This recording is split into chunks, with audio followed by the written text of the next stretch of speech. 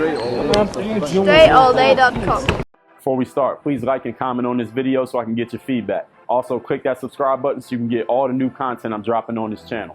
And the free book, the mental handbook, physical book, Work on Your Game University, just take care of the shipping and handling, send this right to your doorstep. Let's get started.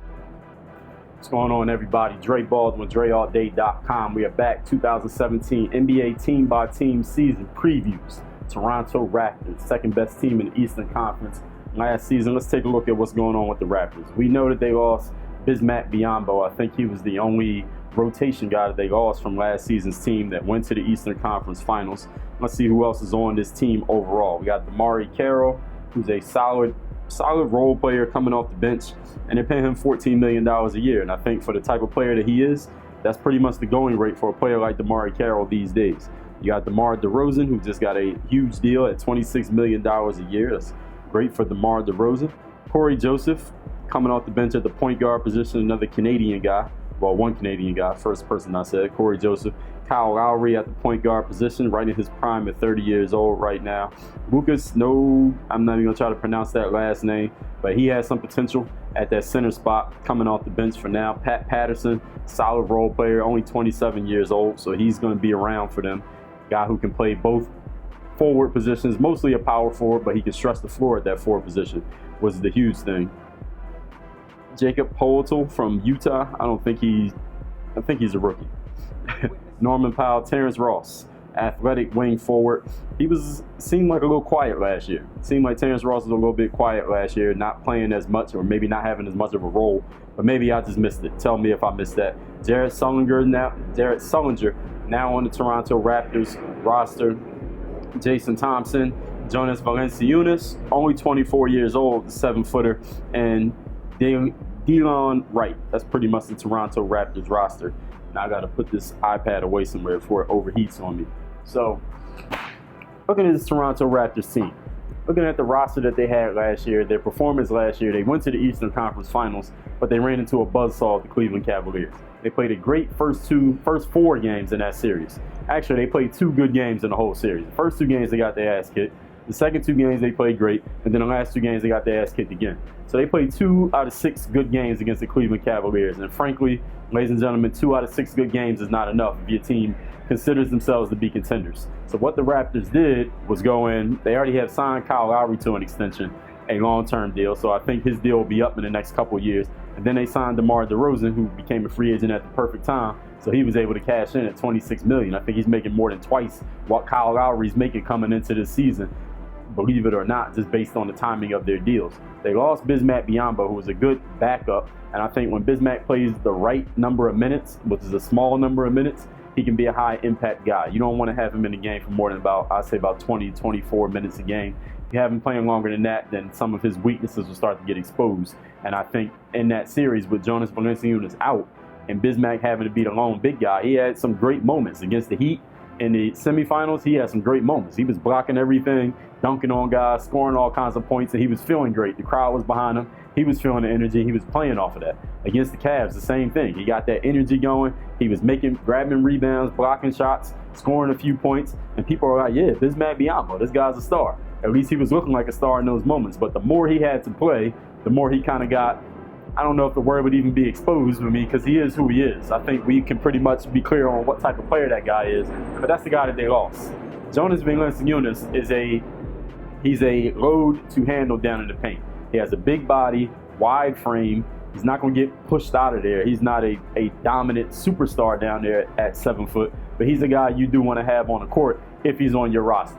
And the fact that he missed those last couple games of the Heat series, they got saved by Bismack Biyombo and the injury of Hassan Whiteside, which is really why the Heat weren't able to keep up, because they didn't have a big guy who could compete with Bismack Biyombo once that happened. But now Biyombo's gone. They do have Lucas to come off the bench as a big man if anything ever happens to Jonas moving forward, or Jonas, however you pronounce it. He's going to be the big guy in the paint, obviously in the starting lineup for the most part. Now looking at the rest of the Raptors roster, the 2 best players on this team are Kyle Lowry and DeMar DeRozan. We can agree to that. These guys have both been all-stars, both been on Team USA. Solid players, guys who can get you 20-some points a game, compete with any other guard in the NBA. The thing is, here's the question, Raptors fans. Can the Toronto Raptors win a championship with DeMar DeRozan and Kyle Lowry as their two best players? I have an answer for that, but I want you to answer that question. Please let me know in the comments. Can the Raptors win a championship with DeMar DeRozan and Kyle Lowry as their two best players?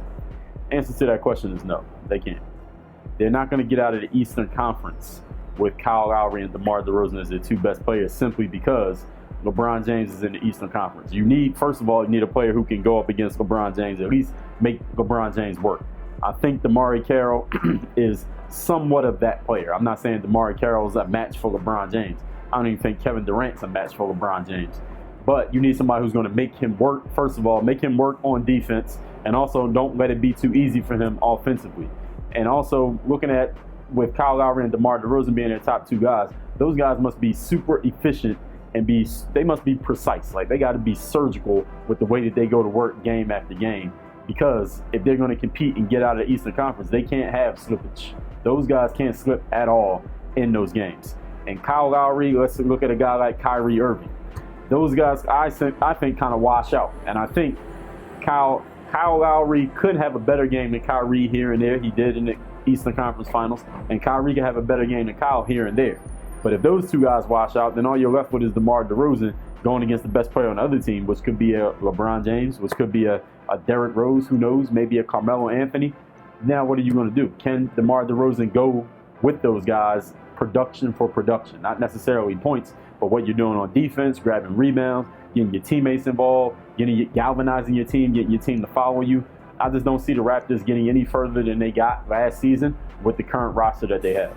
They need a better player. They need someone else at a higher level if they're going to compete with the Cleveland Cavaliers. Now, I think looking at the Raptors organization, Masai Ujiri, I can't pronounce his name, their GM, if they're serious about getting out of the Eastern Conference, going to the NBA Finals, first of all, they got to beat Cleveland. To beat Cleveland, you got to beat Cleveland at what Cleveland does best, or somehow get Cleveland away from what they do best. But when their best player is a guy like LeBron who can play all five positions pretty damn well, you can't really get them away from what they do best, because what they do best is have LeBron James on the court. So hopefully, they can hope LeBron James is injured or LeBron James got suspended or he doesn't play, he quits basketball. But other than that, they got to come up with some way piece-wise to outplay that Cleveland Cavaliers team, which means either get somebody who can go right there with LeBron or get so many pieces at every other position outside of where LeBron would be that they can outweigh what LeBron James brings to the table. And we saw last year the team that they had was not good enough to do that. Now, they lost Bismack Biyombo, and Jonas Valanciunas will be playing in that position. I don't think Jonas makes that much of a difference. I don't think Jonas is the difference between losing to LeBron James and beating LeBron James with the roster that the Raptors have, which means a change is in order. They're probably not going to trade DeMar DeRozan. They just signed him $26 million. Probably not going to trade Kyle Lowry because they already got him. They're already paying him $12 million a year. He's found a home in Toronto, so I think they're going to keep him. But some changes have to be made somewhere. Somewhere a change has got to be made where they can actually go at Cleveland, and I think it's going to be in the front court. I think it's going to be at one of those big positions that they lost Bismack, but somewhere that they're adding a player who can be such an impact guy, a guy who I'd say has to be better than Kevin Love, better than Tristan Thompson, who can give the Cavs some trouble at that big man position. Somebody like, let's say you had a Chris Bosh on the team.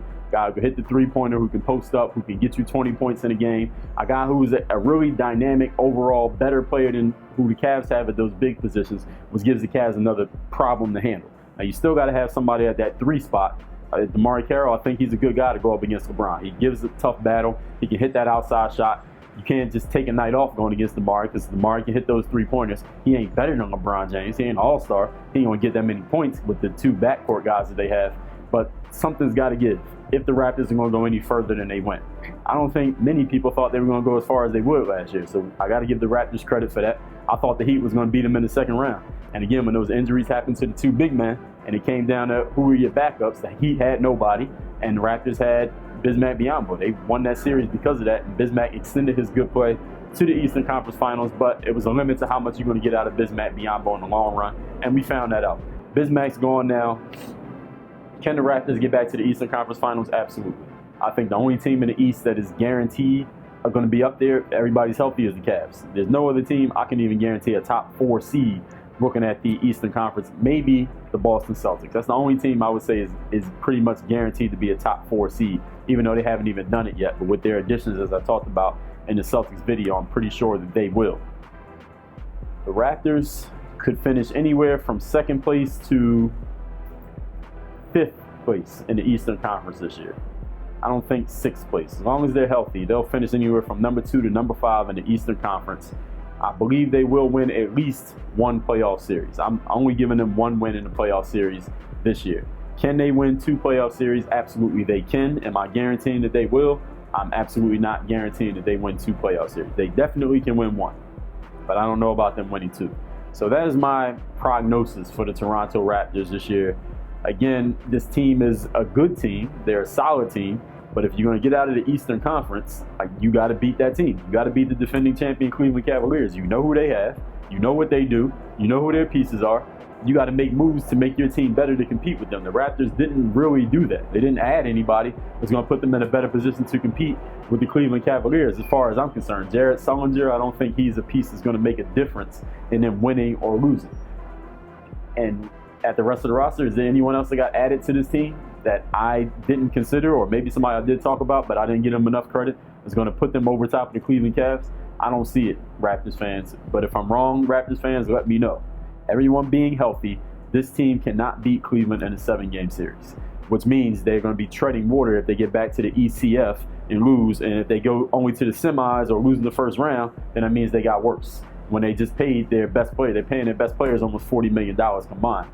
I don't think that's acceptable. But Raptors fans, if I'm missing something, it's something that I don't know, you have some insight that I don't have, you tell me what it is.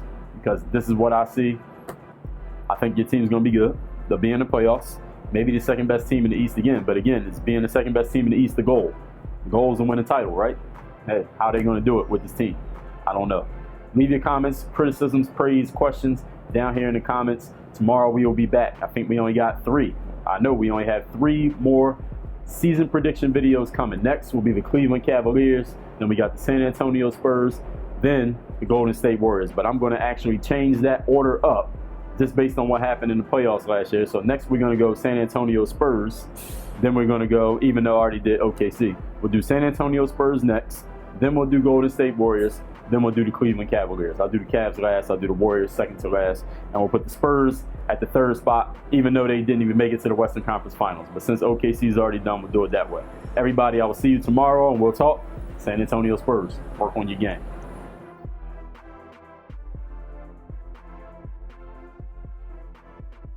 Hey, witness on the beat.